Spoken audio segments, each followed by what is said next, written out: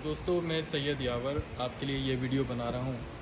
इस वीडियो का पर्पज़ सिर्फ ये है ताकि आपको पता चल जाए कि सोफ़ा ख़रीदने से पहले आपको किन बातों का ध्यान रखना है ताकि सोफ़ा ख़रीदने का एक्सपीरियंस आपका अच्छा रहे। तो मैंने 4 या 5 पॉइंट्स बनाए हैं जो आपको हेल्प करेंगे ये समझने के लिए कि क्या क्या पॉइंट्स ज़रूरी होते हैं सोफ़ा ख़रीदने से पहले। तो सबसे पहले जो ज़रूरी होता है, आपको सोफ़ा का टाइप मालूम होना चाहिए। हर किसी जैसे भी घर में लेते हैं, आपने घर लिया, अब वहाँ पे ज़रूरी नहीं है कि हर किसी का हॉल घर का सेम रहे। कुछ की चौड़ाई ज़्यादा होती है, कुछ की लंबाई ज़्यादा होती है, तो उसी के हिसाब से आपको सोफ़ा सिलेक्ट करना है। आपके घर पे जब आपका सोफ़ा रखा जाए तो आपका हॉल, लिविंग एरिया खूबसूरत लगना चाहिए। अब इसमें सोफ़ा के टाइप्स आते हैं, कुछ एल कॉर्नर सोफ़ा होते हैं, 3+2 में आते हैं, सेक्शनल सोफ़ा होते हैं। तो आपको पहले ये फिगर आउट करना है कि कौन सा सोफ़ा आपके लिए बेस्ट रहेगा।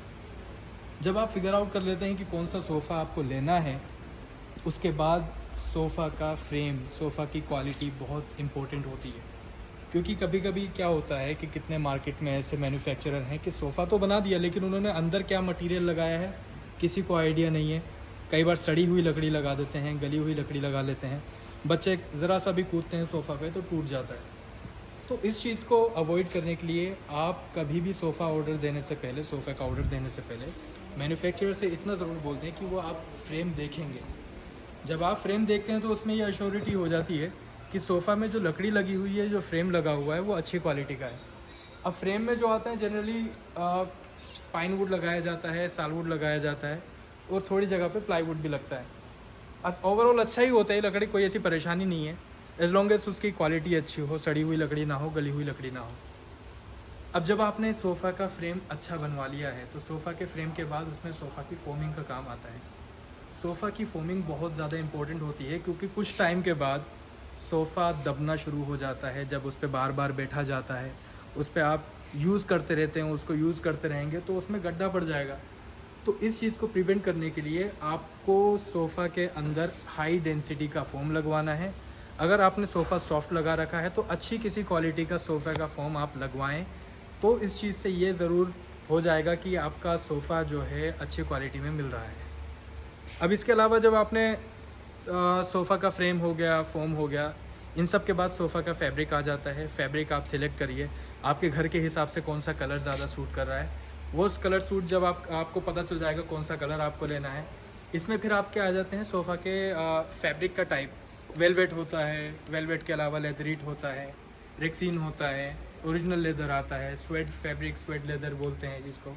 कुछ सोफ़ा का फैब्रिक ऐसा रहता है, तो अगर वो आप सिलेक्ट कर लेंगे, आपका सोफ़ा ख़रीदने का एक्सपीरियंस और अच्छा हो जाएगा। हर किसी फैब्रिक टाइप की क्वालिटी अलग होती है, एडवांटेजेस भी होते हैं, डिसएडवांटेजेस भी होते हैं।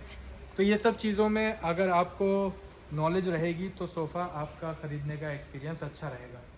अब जैसे कि रेक्सीन है, रेक्सीन की सफाई करना बहुत आसान होती है। यह हमारा कंपोजिट लेदर है। अब कंपोजिट लेदर में आपको सफाई करने के लिए ज़्यादा कोई दिक्कत नहीं लेनी है, सिर्फ आपको इसको गीला कपड़ा शैम्पू लगा के यूज़ करना है और ये साफ़ हो जाएगा। बाकी जो फैब्रिक होते हैं उसमें क्लीनिंग के लिए वैक्यूम क्लीनिंग की ज़रूरत पड़ती है। जब आप वैक्यूम क्लीनिंग करेंगे तो उसमें थोड़ा सा फिर केमिकल्स वगैरह या फिर शैम्पूज़ वगैरह यूज़ करना पड़ते हैं, तो थोड़ा लंबा टाइम हो जाता है। ऐसा ही एक वेलवेट होता है। वेलवेट जो रहेगा अपना, उसमें एक ये ड्रॉबैक रहता है कि उसमें डस्ट वगैरह की प्रॉब्लम सबसे ज़्यादा आती है। अब आप अगर देखते हैं कि आपके घर के आसपास कंस्ट्रक्शन है या फिर धूल वगैरह ज़्यादा होती है और आपने अगर वेलवेट का कपड़ा सिलेक्ट कर लिया है तो उसमें सफाई करते रहना पड़ेगी। अगर इन केस लाइट कलर का कपड़ा है तो सफाई और ज़्यादा बढ़ जाएगी उसकी।